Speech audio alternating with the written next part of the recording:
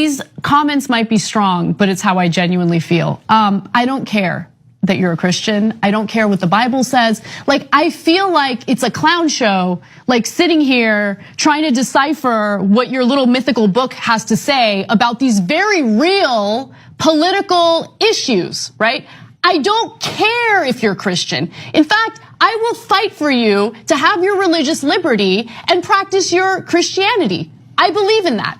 I don't believe in Christianity, which means that you do not get to dictate the way I live my life based on your religion. I don't care what the Bible says. You have every right in the world. All those women who identify with your religion have every right in the world to not get an abortion, to not take birth control, but they do not have the right to dictate my life and what I decide to do with my body. I don't care about your goddamn religion. I'm so tired of having nonstop conversations about what the Bible says. Hey, okay, let it be known. I'm working hard when I ain't on the phone. This ain't a home, this ain't a phone. Grind never stopping, I'm keeping it cold. Unlocking the door with the holy key. You supposed to be this close to me, and hopefully you understand G.O.D. Maybe. Welcome back to another episode of Unlearning Religion. What up? Yeah, we got the crew here, and we got to discuss something that kind of went down last week. Really was excited to kind of get in here and have this conversation. If you've been living under a rock, that's probably the only way you would know, or you wouldn't know about the Supreme Court deciding to overturn Roe v. Wade, which is overturning the right for women to have an abortion. Now they have made it that it is illegal to get an abortion, and they've actually made it and put it, actually they deferred it back to the state. So whatever state that you live in, you can now either freely or not freely have an abortion. And so we wanted to pull this topic into this conversation for a number of reasons. It was already on the list, but obviously we just moving it on up because it's something that is, is a hot topic and that we really want to be able to discuss. And so the topic is actually, I guess it was pro-choice or pro-life. Which one is... I believe I forget the way it was. Y'all forgive me. I don't remember the way we had it named. But what we're going to discuss though is abortion something that we should be polarizing like this? Is abortion something that the church really should be talking about? Is it really about somebody's life or the life of a baby? Is it about the life of a mother? Is it about the choice that a woman should have? Like, what should we be talking about? What should be a stance that we can, that maybe the church should take or maybe not take, right? I'm throwing that out on the table, and let's see how we can hash this out and talk about this topic. I'm about to say, we got to start with the women first, man. As far as the church position, I feel we really are going about this in a very uneducated, insensitive manner. To have this stand, we can have our opinions about what abortion is, and I don't know why I'm tiptoeing around. Yeah, come on. Well, because I've never shared this publicly. Like, it's a few people that know, but I've had an abortion. Okay. And so, as far as like a standard that we live by, experiencing this, it is, in my opinion, you're ending potential life. So we shouldn't get them or use that as a means of birth control, but I don't believe we should take that right away from other women who don't live by that same standard, because you'll never get people to see and experience Jesus by taking things away from them or telling them what they can and can't do and all of that. Our position as far as it relates to the world is to be there to pick up the pieces. So either you're going to be there to pick up the pieces, or we're going to address the issues that will have a woman feel like that choice is necessary, because expecting a baby is not good news for everybody. You know, and we have to come to that. I know for me personally, the reason I made the decision was because of shame of what the church was going to say, what my family was going to say, because at that time I was a senior in college. You know, I was at the same age that my mom was when she had me. You know, so it was like all of this stuff, like every statistic that they try to throw in your way. Here you is, you want sitting up here hunching, and now you in this situation. You know what I'm saying? And so almost even to me making that decision, it was almost like, and it's weird when I explain it to people, like an out of body experience. It didn't come to like, this is what you are doing, until like the nurse was like, you know, it's okay, like you're gonna be okay, but it was like I was just walking, you know, just like this out of body experience. Like, I could not believe that I was making this decision until like I was in that situation. And so even after that, I truly believe that, because everybody talks about, you know, what you do to get there, but afterwards I really believe that's when I started my battle with depression, because it was like, God would never forgive me for this. You know, how could I do that? How are you so stupid? Like, how did you get to that point? Like, why would you even compromise yourself in that way? And X, Y, and Z. So it was like a worthlessness that I felt afterwards. And so as far as the church, we just need to be there to either help women not get to that point. So that's going to require us to properly educate people about sex. We're going to have to take care of the single moms and widows and all of that stuff. We're going to have to feed the hungry. We're going to have to take that approach. And if a woman makes that decision, then be there to help her with that. I didn't have that experience after I made that decision. And I convinced myself I was going to take it to the grave. But when I felt like I couldn't carry it anymore, like, I can't believe I did this, I was dragged. You know what I'm saying? So as far as I can understand how girls get there. Before, I was judging girls who got there. And so when that situation was in my face and I made that decision, because like, girl, you can't take care of yourself, what the church gonna say, what your family gonna say, this, that, and other, that was the decision that I made. And I see, you know, maybe selfish, whatever, but I made that decision for myself. So yeah.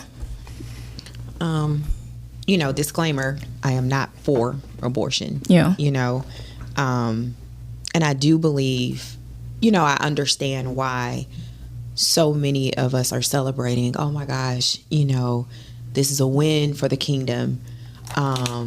However, when you go back through the Bible, when a law was in place, that's where you saw more rebellion, more bondage.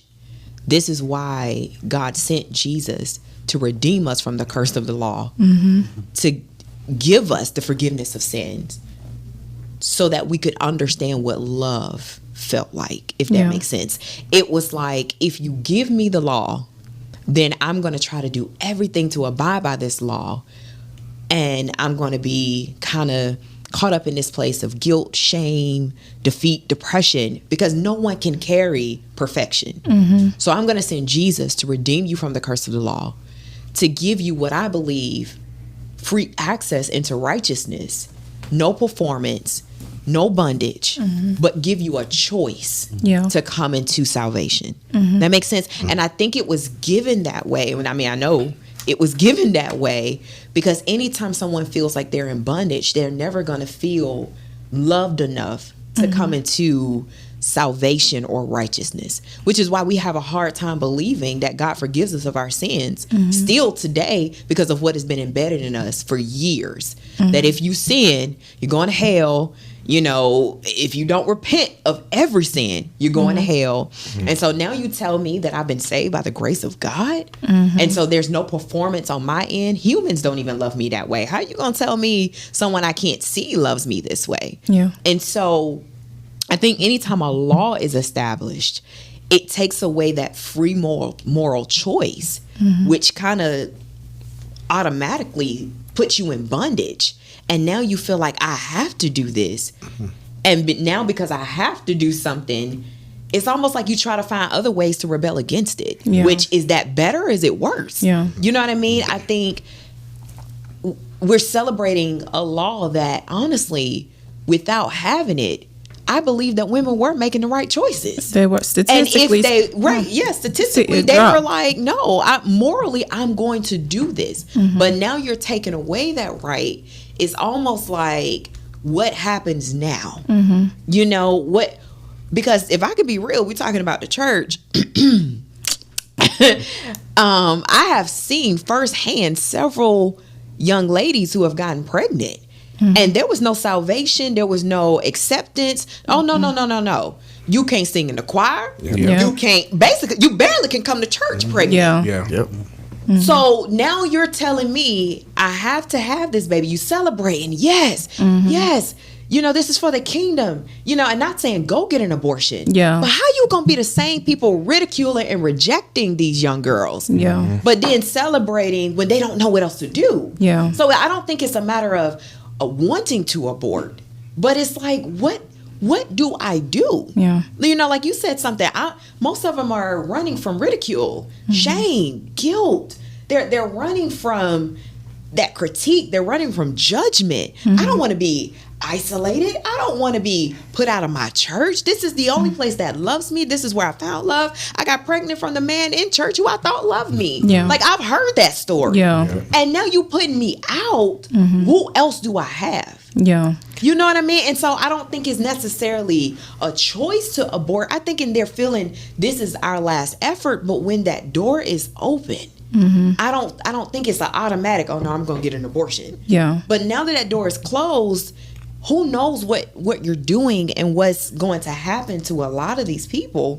But my thing is, when the door was open, just like Christ, he left the door open for us to believe in him or not. Yeah. It's our decision. Yeah. And you have more people coming into a relationship with Christ because he didn't put that bondage on you. You got to believe in me or else. Yeah. No, we're free moral agents. We have a right to choose. Yeah. And yet we freely chose him because we encountered that love, that acceptance, which I think is still the same with an abortion. If you show love, if you show I'm here to help, if you show I care. I remember a young lady came to me, a couple of them. I'm pregnant.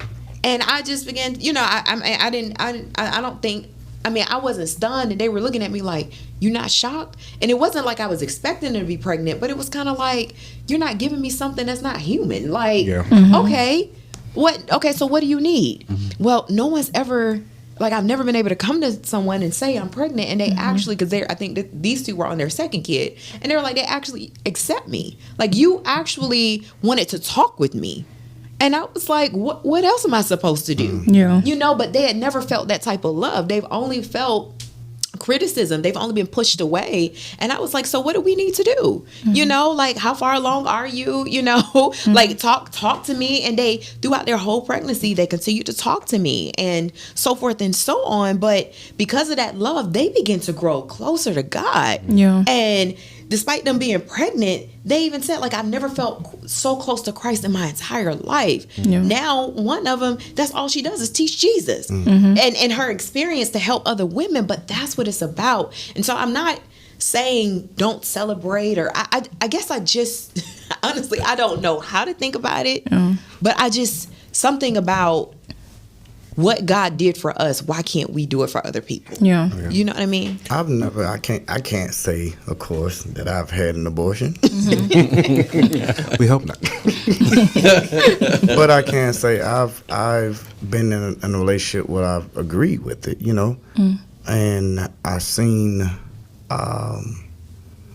the emotional roller coaster it took her on.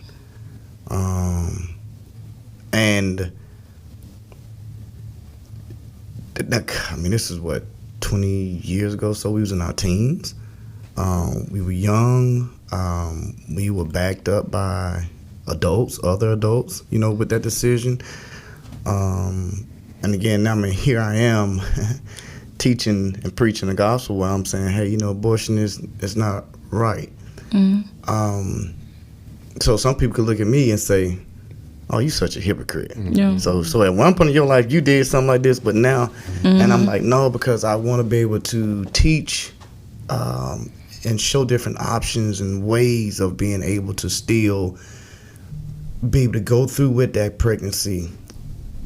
But on the flip side of it, the scary part of it is, okay, I think it was Reverend Dr. Freddie Haynes who said, are you pro-life or are you pro-fetus? And when I was listening to his sermon the other day, I'm like, wow, just the way he broke this down, like, you can't keep saying you're pro-life. We're pro-life when you're just trying to win if you can control, if women have the choice, and then all you were really was pro-fetus. And then the pro-life part is we're doing nothing to change different zip codes to, children who are not, being born into this world. Their parents don't have the same access to certain other families. You see what I'm saying? So it's like, that's my concern. Yeah. And again, like she said about the choice part, I don't think, that's why I wrestle with that too. Yeah. We're not forced to be Christians. Right. We choose to be Christians. So I think I wrestle sometimes with God gives us this choice. Do he leave that choice for you regardless if it's right or wrong? Yeah. Like, if you really think about it, everything is a choice. Like, if somebody make me mad, God leaves it as a choice. Am I gonna go kill somebody? Yeah. Or am I gonna handle it? It's like, I still think it's a choice. And from my church standpoint is, let me teach certain things so you can make better choices. Yes. Yeah. But I can't just go around taking every choice, because if that's the case, I need them to go ahead and make everybody pay tithes and offerings. Yeah. Yeah. I need you to do a lot of things if you're going to just make, people do and take away their choice from, because again, with the separation with church and state, it's like saying, hey, we don't want the state to get involved with us, but we're going to get involved with the state. Yeah. And so is that really, to me, it's just a lot of hypocrisy, and there's a lot of political things behind it. Again, I'm not a woman, so I look at this thing differently, from a male perspective, like, hey, my daughters, and although I'm raising them to be God-fearing women, could someday come and sit down with me and say, Dad, that's not what I believe. God knows that's not what I want them to. But if I had that conversation with them and now they have this different belief as being an American citizen, like that what we were just listening to. I don't believe what she believed, but in my opinion, she was 100% right. Yeah. Yeah. She was. She's not a Christian. She doesn't believe. And my take on this is, we're not a Christian nation. No, we're not. We're not. I was just We're about not. to say We're that. not a Christian nation. No. We are a nation with Christians in it. Right. And so I'm just supposed to be a light in this world. Yeah. Helping to make disciples. And so as I live my life, I make disciples and they come to Jesus Christ. But here's the thing though, if somebody was to fall and they have an abortion, like you said, a lot of people is going to ostracize those individuals for having that abortion. And you don't even have, a lot of churches don't even have nothing in place Place for for it. mothers if they have children. And how hypocritical is it for the church to be all on TV going against abortions when you ain't spent none of that time at your church putting something together for these mothers if they do have a child. Yeah. Yeah. Because it's, real quick, just really short, because I just heard recently, and maybe it was just yesterday, I don't know what state it was in, but because of this, a young lady got pregnant after being raped, and she's now forced to have the baby. And I'm not saying, okay, she got raped, so she needs to abort the baby. That's not what I'm saying. But there's two sides to this. It's You layered. know what I mean? It's And very so layered. you may say, okay, the abortion could hurt her, or just aborting is wrong. But what happens to this mother and this child after this experience? Where's this mother's mindset?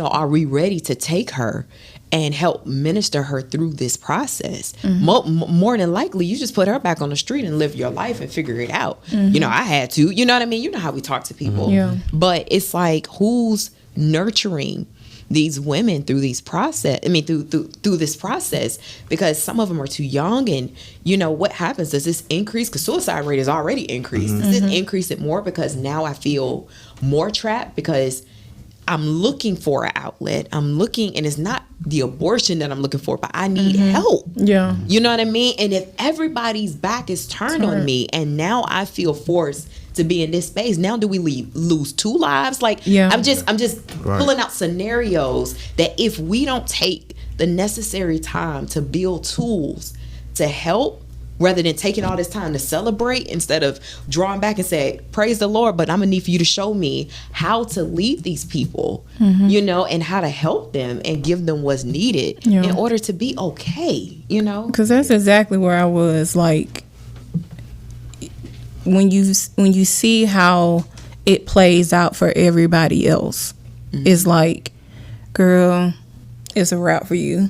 You know what I'm saying? So this level of just hopelessness is what I felt at that moment. You know what I'm saying? Like, you know, along with just other stuff, just on top of it, it was just like a level of hopelessness. Like, what am I going to do? You know what I'm saying? I can't do this by myself. You know what I'm saying? Like, I'm trying to keep, you know, I've always had my struggles with anxiety and all that type of stuff. It was like, I don't even know if I can really take care of a child in this mental state that I'm in. You know what I'm saying? So it was just all of these things. So to see people who say they love people kind of celebrate like, oh, y'all just want to kill baby. Let me tell you something.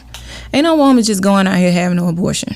Is to just like, oh, well, I'm going to go have one. Like, nobody wants to do that. Like, that's not something they want to do. Now, you might have your select, you know, there's always somebody out there. But for the most part, women are not doing this just like going to the grocery store. Like, do you understand the amount of thought that goes behind it? Like, I don't want to do this, but I don't have a choice. Right. You know what I'm saying? And so you got to be sensitive to that. And like you said, like, have those programs and that heart for if she decides to keep this baby, we're going to be here for her and the child. Because see, now what I don't think anybody's looking at, it's a lot of people that's going through postpartum now. If you make somebody go through and they ain't all the way here, or they finances not, and statistically looking, most women who make those decisions are not financially at a place to take care of a child. We want to see a whole nother situation on our hands with, you know, child abuse and, you know, all this type of stuff. So nobody's looking at the whole picture. It's just, we just want to win. Like, we want to have some type of control over somebody else, or, you know, so it's weird. And I think that's that pro-life piece. Yeah. You're not really pro-life. You're not. Because you're not making the steps that after this young lady has this child, what are we actively doing? If we could spend millions more money into prison infrastructures, because basically what you're saying is we're gonna take away your choice from what you want to do, but we've already done our studies. More than likely, when you have that child, they're gonna end up being in jail. So we're gonna put more money into prison systems because that's weird to me. Like, it's a freaking country because we know that your child gonna probably end up in jail anyway. Yeah, so they're black, so yeah. So what we'll basically do is let's put millions of dollars into the prison system. So because we've already done our studies, and your child gonna most likely because of zip code end up in prison. So on the flip side of it, guess what? Somebody's gonna end up making money. Yeah. That's if the mother makes it through pregnancy. Yeah. Now, a couple things. Well, sorry you had to go through that. You know, I know that was a horrible experience for you. You know, glad to see you on the other side. My first question is, if it wasn't for the church, do you think you would have made a different decision? If I was convinced that I had the support system, I probably would have made a different choice. Okay. I know for a fact I would have made a different choice. Okay. Because that's important, because, you know, I know several women who have been in that same situation that have, you know, gone, you know, behind closed doors and done something like that just for the simple fact of being ostracized by the church. And that's one of the things that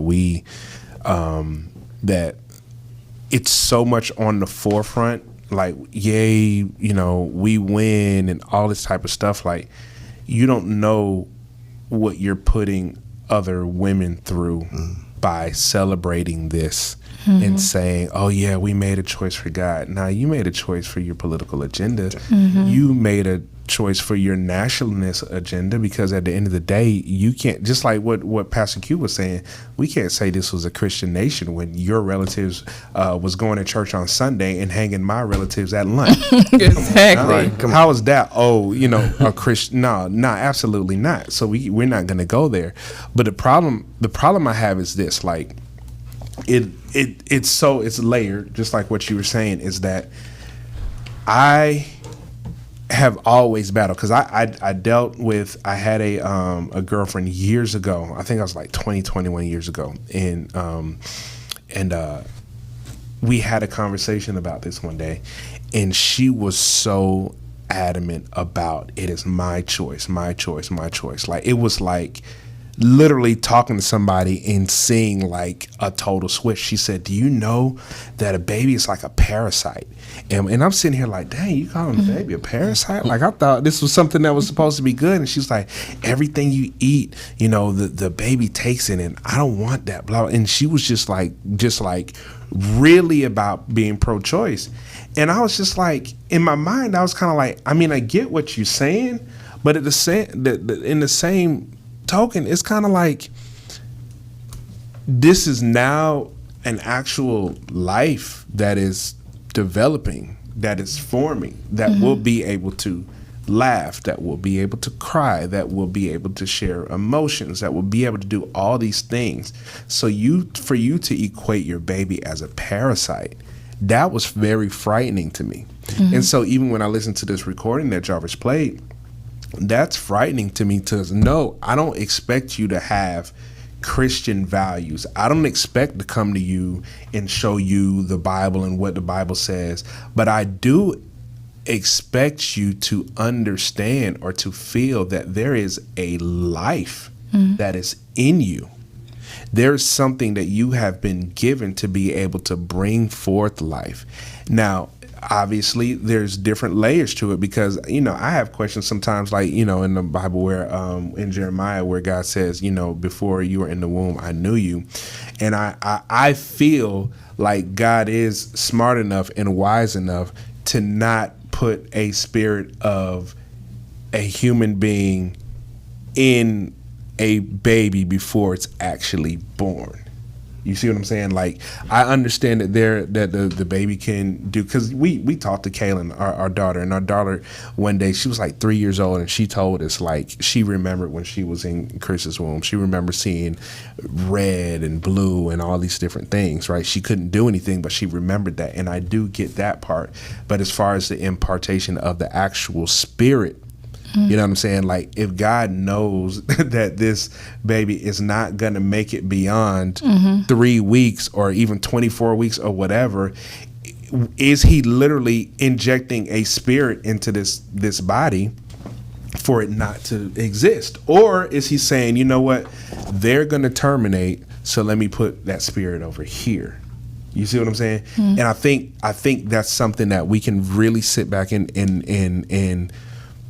discuss, because I think if you feel like God has a predetermined spirit going into this predetermined body, then yeah, it's kind of like, man, you know, that's where a lot of the people that are pro-life are you know, coming from. But on the opposite side, the people that are pro-choice aren't looking at it as if this is a predestined spirit. And honestly, I can't even say that it is a predestined spirit in this body. I just feel like, for me, that is something that is, you partook in something that is made for procreation. Like, that's what you did. A consequence, for those, it could be a consequence that, you know, you're having, you know, you're pregnant, and, you know, maybe you have dreams to become, I don't know, a journalist or something, and now you have to put that on hold or whatever because now you have a baby.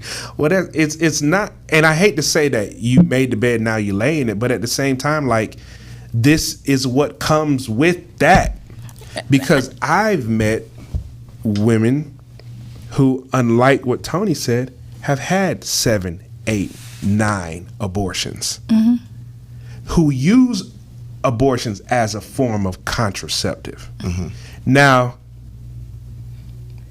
to me, when I first heard it, I was just kind of like, I ain't even know what to say, because I understand women that might have had 1, at the most 2, but 9, 9. Where is the thought process behind that, or the teaching behind that, to where you felt it was okay? Is it just my body, my decision? Because I don't think we're there. I think we got to back up and figure out where the morality is. We got to figure out why you felt like, instead of just using a condom, it's okay for you to do that. And even for guys, I've known guys that pay for 20, 30 abortions. You know what I'm saying? Like, that's their thing. Like, they're just, oh yeah, we're just getting an abortion. Like, I don't know that we're supposed to be that far out. You know what I'm saying? When it comes to devaluing life, because I kind of feel like that's what it is when we go that far out. You know what I'm saying? So. And I understand that, but if we're speaking on, like I said, just the perspective of a believer. Like I said, I know, you know what I'm saying? You are taking a life. There's just having 3 children later, God gracing me with that. I often guilt had me so bound up. At the same stage I had the abortion during my pregnancy with my other kids, I would get extremely anxious. And so to be able to look at my last 3 is you are taking a life. So I am in no way saying, hey girl, you ain't ready, go do that. You know what I'm saying? I'm not saying it should not be it shouldn't even be considered birth control. You know what I'm saying? And we can have an argument about that, because they're trying to go as far as to dictate if a woman can take birth control. I've seen people on here on social media talking about, well, that's abortion too. It's just too. And I think that's where the frustration for people. It is my body. I can make the choice. Because let's just keep it real. Women carry the responsibility of that child. Yeah. Whether married, single, a fling, whatever, she has to carry that. She has to go through that. So to say like, well, you have absolutely no say so in this. I'm gonna do what I'm gonna do to you, and you gonna deal with whatever comes of it. Is jacked up, and that's how a lot of women are looking at it. Like, so, because it's not gonna stop. Right. It's not going to stop, and a lot of people who are speaking the loudest about it, just what do you call it, on Twitter, they putting these politicians and these pastors on blast. You the main one out here talking about you pro-life, but in 1992, me and you hooked up, and you gave me the money to go do X, Y, and Z. Yeah. You know what I'm saying? Yeah. So, we have to be sensitive to that in a way that I don't think a lot of people are being realistic about it. And I'm not saying like, look at what's in front of you and not what the Spirit of God is saying. That's not what I'm saying. But in our earthly experience, we have to be practical in how we are addressing this situation.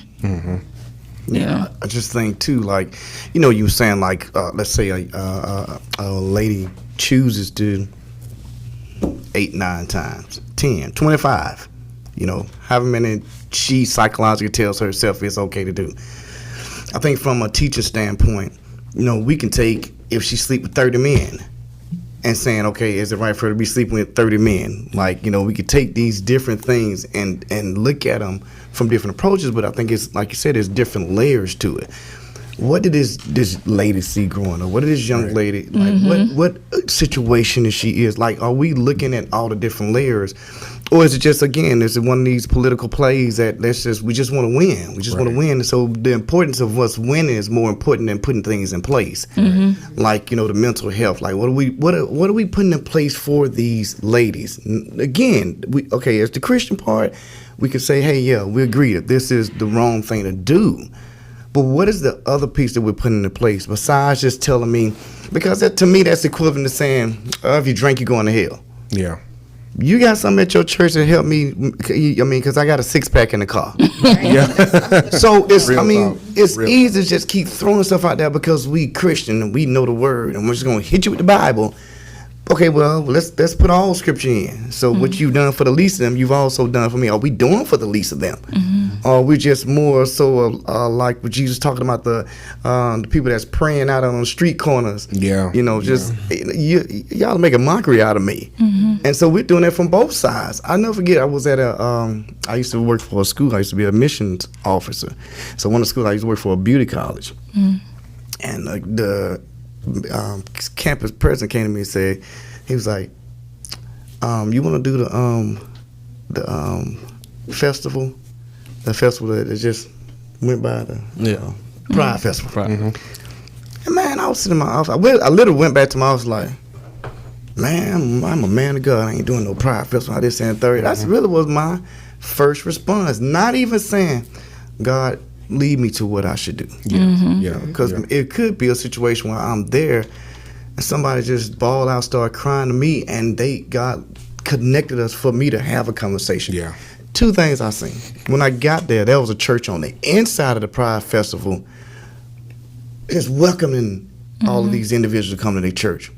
On the other side of the fence, you had the Christians out there with their bullhorns and everything. Y'all going to hell. You going this, you going that. And so now as a church, look how we look. Crazy. Yep. And we're doing the same thing with the abortion. You see what I'm saying? And I think a lot of it is because we're not taking time as Christians to really say, okay, this is my conviction on this. But I'm also saying, hey, let's go a step further. Okay, I don't want to just tell you about my conviction without telling you saying, hey, I also believe we need to have some things in place. And I think that's one of the most frustrating thing is that as Christians, no matter if it's the abortion or any type of sin, we just throw things out there. And then a lot of time, because guess what?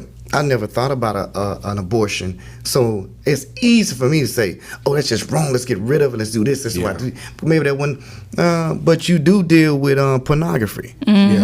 So why don't we just say let's get rid of pornography too while we at it? You see what I'm saying? Those are those different things, man. That kind of have me like, okay, we just even with them talking about pro-life, y'all ain't shutting these vasectomy clinics down too. Like everybody gonna have these kids. You know, like if you gonna take that stance, stick with it.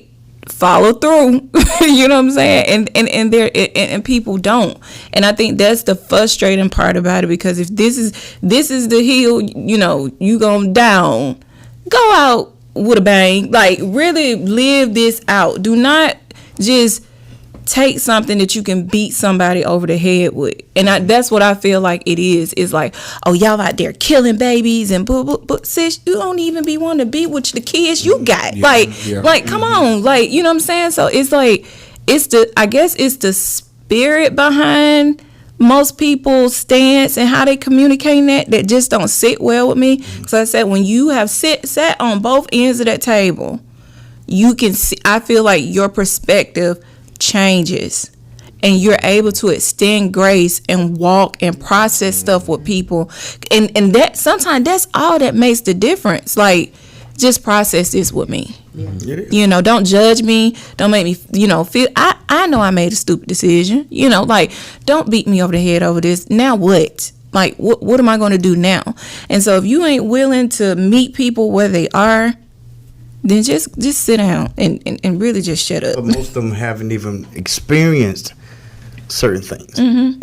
That's what I'm stating. It's like, it's easy for me to just jump on a bandwagon and say, abortion is wrong.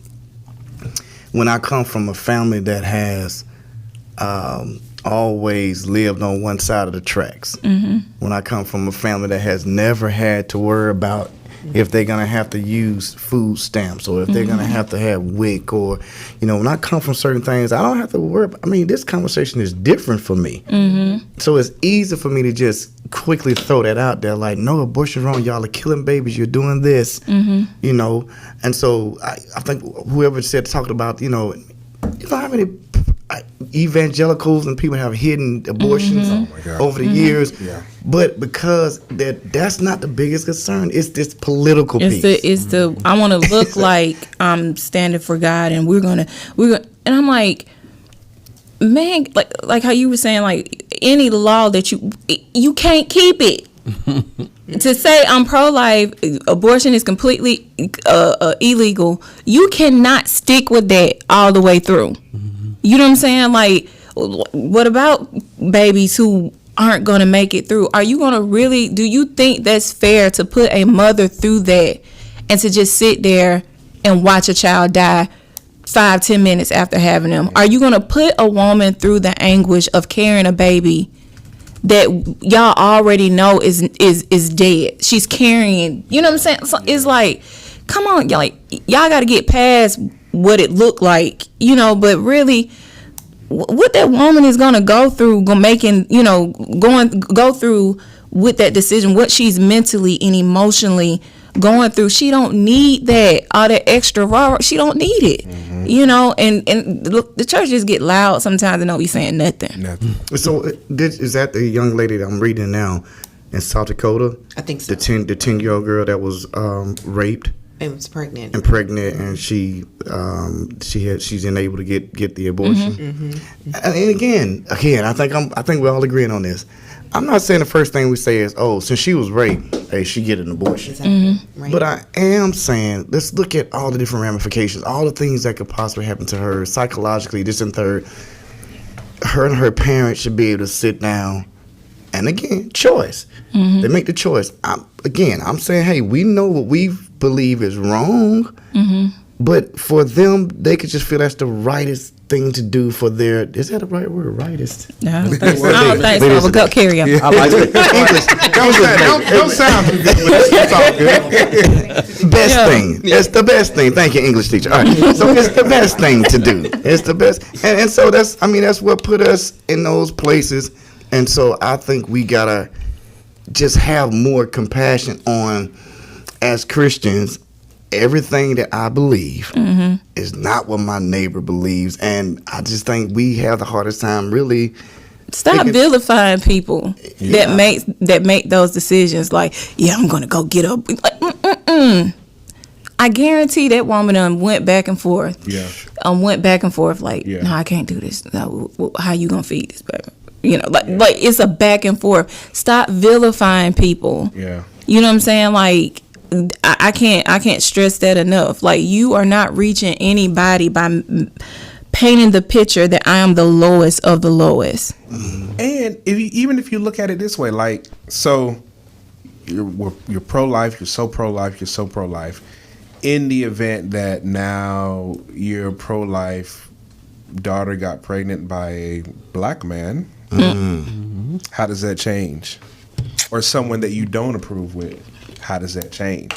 Because we all have the idea that that our kids would probably get pregnant by someone and it would be a mistake, or something like that. But when things change that experience or that perspective, when you throw something racially different in there, you're in the middle of South Dakota, your white daughter comes to Atlanta for whatever reason, get caught up with an ATL dude, y'all know what I'm talking about, she ended up getting pregnant, and now she back over in South Dakota. Do you still say, no, we're gonna go ahead and keep this? The Bible teaches the Bible's against same race. No, what's gonna happen is, or they'll make her keep it and then treat that child like crap, and now you got somebody with trauma. Yep. You know what I'm saying? Yep. Like, even with that, with the with abortion, not abortion, but adoption. Okay, so we know statistically, minorities are at a slight.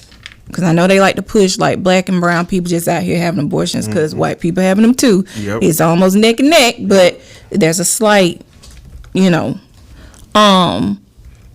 won't even do the work to be able to properly parent these babies. Yep. Like, I don't want to give my baby to, you know, a couple who don't know anything about African Americans or have a negative view on African Americans. You know what I'm saying? And so then you sowing all of this crap into this child, and then they grow up wild kind of. So I say it's so layered. It's so layered that you cannot just take one position and that's just it. That's just what it is. You know, it's. The church has a problem with making blanket statements, and that's ultimately my frustration with the church. Is we don't like. I'm in IT. I consider analytics all day long. That's what I look. I look at numbers. I look at statistics. That's just naturally how I am. And then when people make a blanket statement without considering the factors, without considering the possibilities, it frustrates me. And the people who are the least informed, every time I walk into the room, are the church folks, and it pisses me off because you're not looking at everything from a holistic view. You're looking at it from your pigeonhole view, and if it falls outside of your pigeonhole view, then it must be wrong. Then it must be. But like you say, you have people that are vilified. You have women that are going back and forth in their mind. They're dealing with trauma after the fact. They're years after the fact they're dealing with this. Or if they have the baby, they're dealing with the trauma of having the baby because they probably just be like, you know what? If I wouldn't have had this baby, then my life would be better. It's so many different things and so many different factors that we actually have to consider before we can make a blanket statement and say, yay, we won. This is a win for the kingdom. Well, are you gonna be able to carry this win? Right. And what is this? Is this win? Is this win changing anybody's mind? Yeah.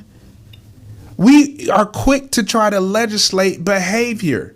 And people say you can't legislate around the sea. People say you can't. There's a whole bunch of arguments. Yeah, you can put up laws, but that does not mean, just like what Chris said, that does not mean that somebody going to follow through it. And actually, they're probably going to go even more against it and rebel against it because that law is there. You have women that take hangers and try to do abortion themselves and end up killing themselves. Come on, folks. We can't be. No. Anyway. Yeah. And like when you look at the statistics, it's a particular age group, 20 to I think like 42, I want to say. And then like they follow the study that I looked at. Most of these women, it was a financial reason. So it's like if we meet that need, don't you think that will be more productive than telling her, you know what, you gonna have this baby, and then ain't gonna give you no wick. Like, don't you think it's like, well, have this baby and we're going to help you versus, oh, well, have this baby and then we'll give it to somebody else and we'll pay them. You know what I'm saying? Like, don't you think that's more productive that, you know, really seeing a need and meeting it versus making her feel like the lowest because she feels like she has no other choice? It says 86% of abortions are unmarried women. So that's the majority. Are married women? Unmarried. Unmarried. So, you know, single women. So you're talking about lack of resources, help, assistance, kind of in a space where they feel like they're alone or by themselves. And so, again, it's not saying, oh, no, you know, hey, yeah, think about getting an abortion. It's not that. It's just, man, like, what about the help and the assistance and providing what's needed in order for women to feel secure? You know what I mean? Because it's not just about, okay, you're telling me what to do with my body, but I think I saw a post that was like, so we're the same America that is cheering for pro-life, but who's protecting our children when they're in school? You know what I mean? Because all of these kids just died, but then you're saying pro-life, but what's happening as my children grow? Are we still pro-life? Yep. And I think that's the reality. And so it's not, I think it goes back to our accountability as Christians. It's like, what can we do? Now, I know we're looking at other people and we're looking at the law, you know, and we're looking at politics, but what can we do in our communities? What can we do in the world? Because everybody's trying to boss up, you know what I mean? You know, financially and start all these businesses and stuff. But it's like, what can we do to help continue to carry on, the life of these children, or even the moms. Yeah. Like I know there's something, and who's coming together and actually thinking about this. Yeah. Because it's about right now the focus, in a lot of areas is image. But it's like, when can we get off of image and honestly hit the ground running when no one's looking to help change a life and impact them, to say, hey, you're not alone, you're not by yourself, and that's the thing that kind of bothers me, is we so quick to celebrate, but yet we all hands off when it's time to help. And I think too, when you look at it from a inner city or more of a community with less resources, or community like, when I've done demographics researches in both counties, when I was in Concord and as well as in Covington, and you kind of look at the family dynamics, the houses, and their income that's around your church, and you start to be like, okay, I understand why this kind of income is coming into our ministry. And so you have the churches that may have the bigger finances across the tracks, and so in certain communities you want to do more, and you're kind of limited with resources, and so I think a lot of it has to be now, if we really want to make an impact in our communities, hey, like you said, we got to quit thinking that we're going to get certain handouts, and just say, hey, we got 30 churches in a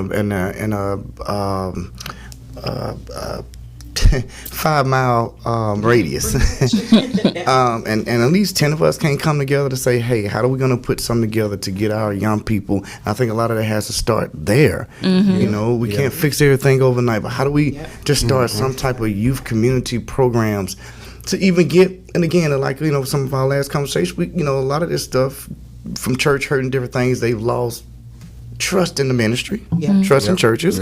So a lot of them are not even coming to the church for assistance no more. They're really not. They're going to they're feeling like, what, church ain't gonna do nothing. That church been in the community for 30 years and they haven't done jack, And so now they're going to other means of doing things, i.e. abortion. I ain't gonna get no help from church, I ain't gonna get no help from here.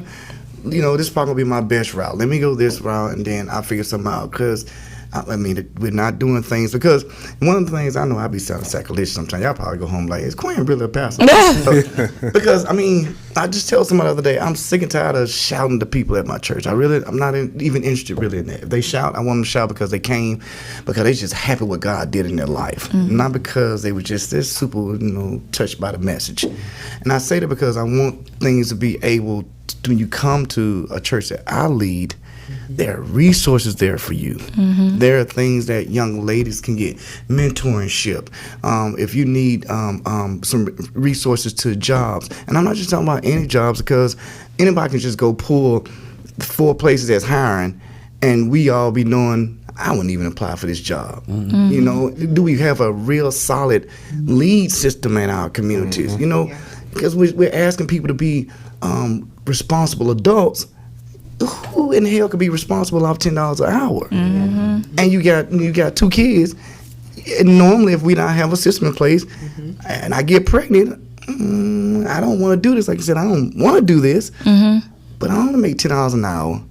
I don't got nobody to help with that. I think all of this is contributing. Like you said, it's layers to this thing. It really is. Yeah. I know.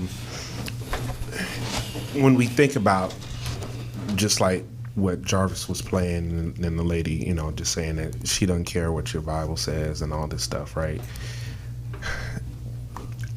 I get what she's saying, you know what I mean? And I think that's why it is important that, for me, I lean, even though, like I have to give this disclaimer, even though I want life, I believe life, but to say that a woman can't have the choice is, you are removing the accountability from yourself to provide the programs and those things necessary when you're just like, I'm pro-life, I'm pro-life, I'm pro-life, I'm pro-life. You're almost living under a rock and kind of saying, I just don't, like how your kids do. They don't want to hear you. They're like la la la la la la. Like, and it's frustrating because, like, you see people that you respect, people that you admire, and then when they hit this pathway, they're on one side or another, and you're just kind of like, man, are these people blind or what? Like, I like I said, I'm for life. I want life, but I do not feel like we should be able to just tell a woman, like, you just need to keep this baby and that's it. Like, I just can't. And so, yeah, that lady was not a Christian. I agree with her. Like, maybe that's something we can introduce her to Jesus and we can have that discussion, right? But I can't just be like, well, the Bible says this and this. No, that's what I go by, but that's not what she goes by. And I can't make her go by that. You know what I'm saying? Because at the end of the day, there was an experience that I've had that she doesn't have. And maybe we should talk about that experience, about her relationship with God, before we start telling her what she can and can't do with her body. I had a question, because I know we keep talking about, and we have to keep giving this disclaimer because people hear what they want to hear. They do. We're not saying this is the option, this is the way, because that's established.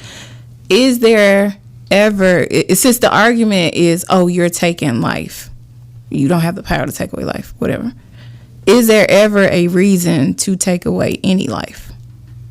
If we're gonna if that's gonna be our reason behind being pro-choice, and you're saying that, okay, whether the baby is gonna have a healthy life, whether you're at a financial, mental, emotional place to take care of this child, you do not have the right to say that you're not gonna go through with this. Is in any other situation, is taking life justified? I mean, not justified. I don't want to justify. Y'all understand what I'm saying? Yeah. I mean, now, and this is crazy that I would say this, because I know somebody who has been a product of rape, and is living a well and a successful life, and his mom did not make a decision to get an abortion. She decided to keep him. But I feel like if a woman is raped, if a woman has been molested or something like that, like, those are times where it's like, come on, man, like, we can't. But I'm not just talking exclusively for abortion. Like, since we're going to say that the standard is you don't take life, you don't have the power to take away life. Okay, gotcha. That's the standard that we're going to live by. Is there any other situation where you will justify taking life? Well, if you saying that whether you're raped or whatever, you don't have, that's still not a reason to take life. Is there any other situation where it would be justified to take life? I got two daughters, and I think it's I kid.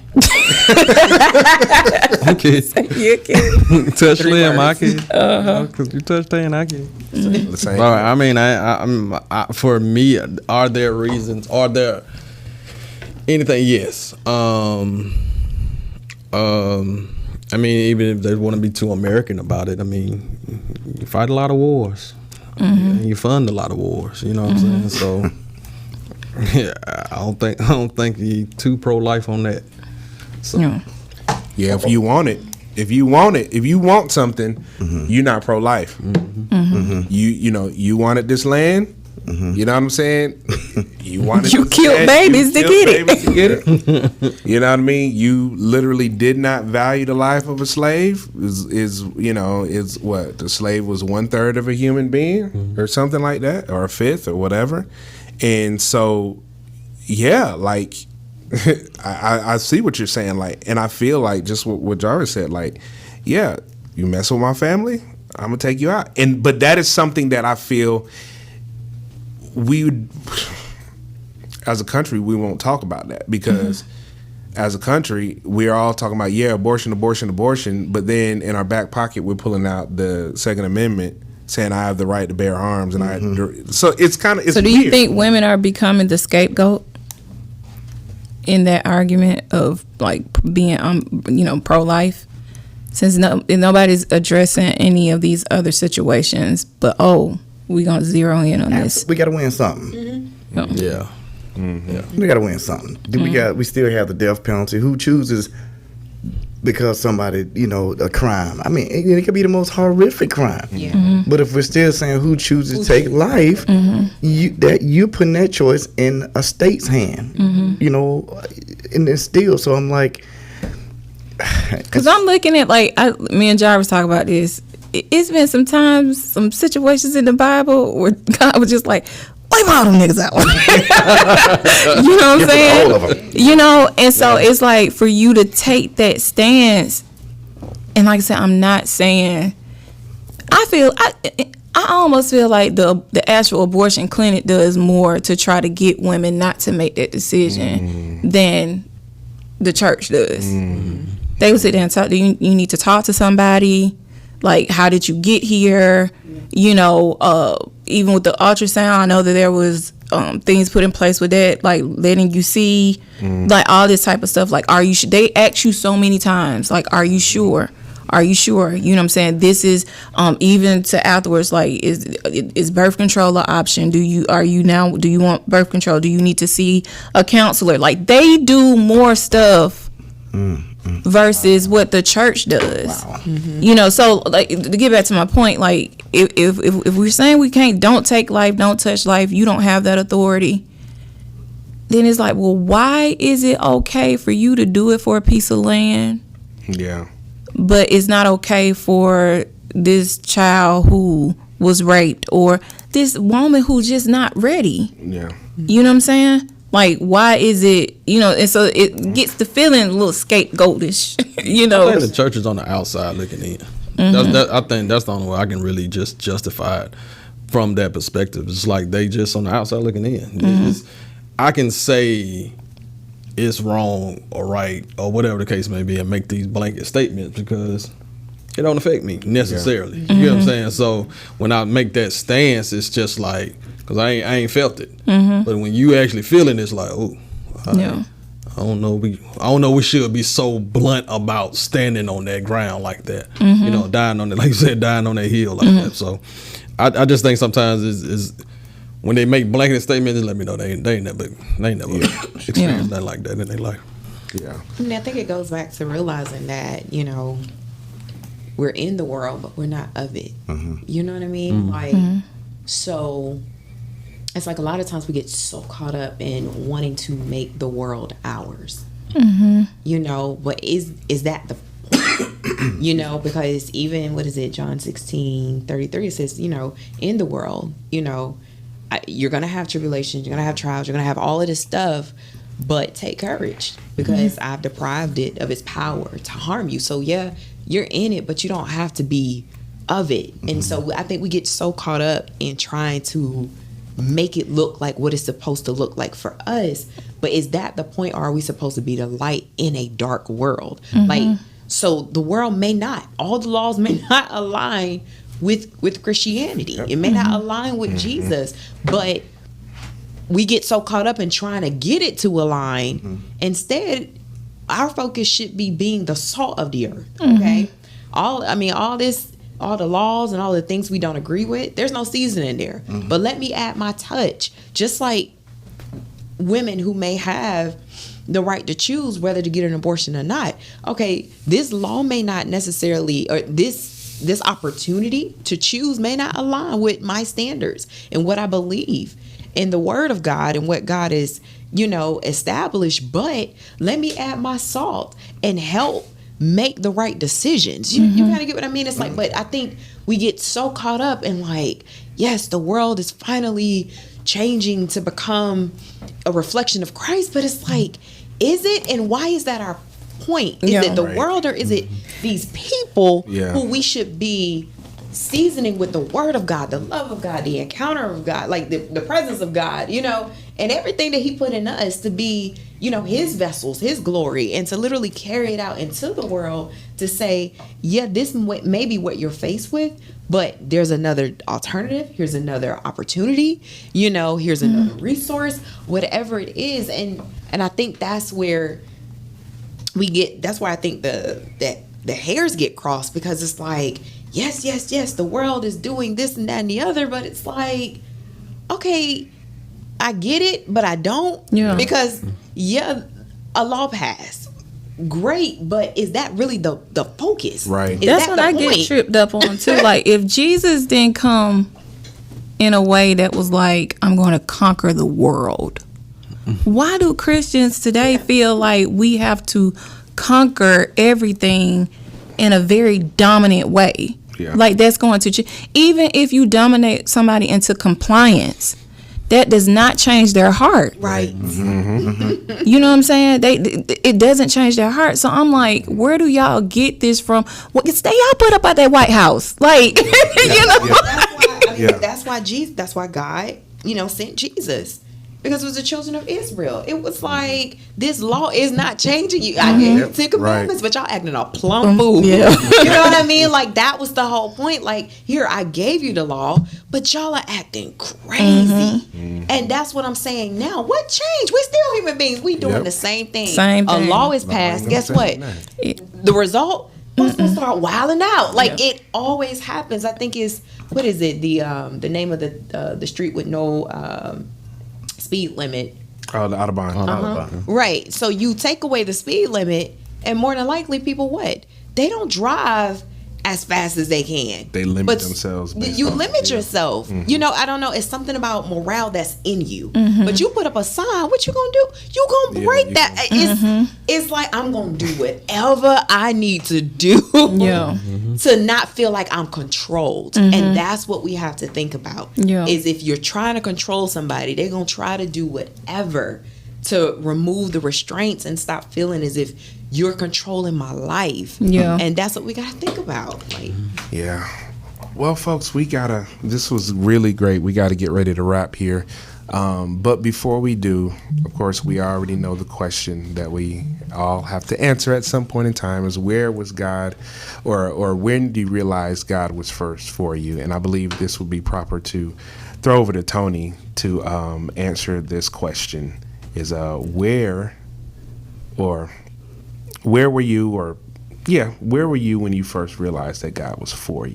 It's crazy you asked me this question now, because it was after this situation. Like, I found myself at a place where I was just like, Lord, like, I literally prayed, like, please don't take your spirit away from me. Like, God, I'm so sorry. Like, I'm so sorry. And when I say I felt I felt a physical embrace, because I just felt thrown away. And I think that spoke to a lot of insecurities that I already had, of not being a part, not being loved, not being enough, missing the mark, because I kind of grew up in a situation where I was kind of put on a pedestal. And it was like, you can't make no mistakes. You got to say the right things. You got to look the part. You can't, you better smile, shake hand, kiss babies. Like, you better be on it. And so when I had this fall from grace, it messed me up. Like, I was considering, I don't even want to say consider, because I was doing things to end my life, because it was just too much for me to handle. Wow. And so that's why, like, I always say I'm gonna be a listening ear, because I know what it feels like to not have one. And so after that situation, and get into a place where, like, I was just like, I don't want to live anymore, physically feeling, and I had never felt that feeling before. I think I was in a women's service in Virginia, and I'm gonna shout out Miss Elaine at Calvary Chapel, Newport News. and I don't even think she remembered this, but she embraced me afterwards. And it was just so reassuring that God had not just thrown me away. You know, and so at that very point, I was like, you know, he's fighting for me. Amen. And because I had never felt, especially from a man, that fighting for me, at that point on, it was like, I don't care what nobody else have to say. You know, God got me. God is for me. You know, so that was the first time I really realized that God was for me. Wow, that's good. That's good. Well, everybody, that brings this episode here to a close. I'd like to thank everybody again for another amazing episode and everybody's contributions. Last things I want to say is you want to definitely link up with us on social media, Unlearning Religion Podcast. Everybody, I'm going to tag everybody so you can start following them. Also, you got questions, you can send a question to show@unlearningreligion.com. You can put it under the comments, under the YouTube. Make sure you subscribe wherever you're listening to. And if you are in a situation, kind of what we've been discussing, you know, and you feel isolated, you feel rejected, you feel like there's nobody, you know, there for you, you know, you don't feel like you have a listening ear, put it in the comments, you know, and we'll reach out to you. Or if it's confidential, follow one of our tags and inbox us. Just get in touch with us, because every single person at this table cares, and we'll be there to make sure you're fully supported. Yeah. Amen. All right. Well, that's awesome. Thank you for that. All right, everybody. We will see you on the next one. All right. Talk to you later. Yep. Woo!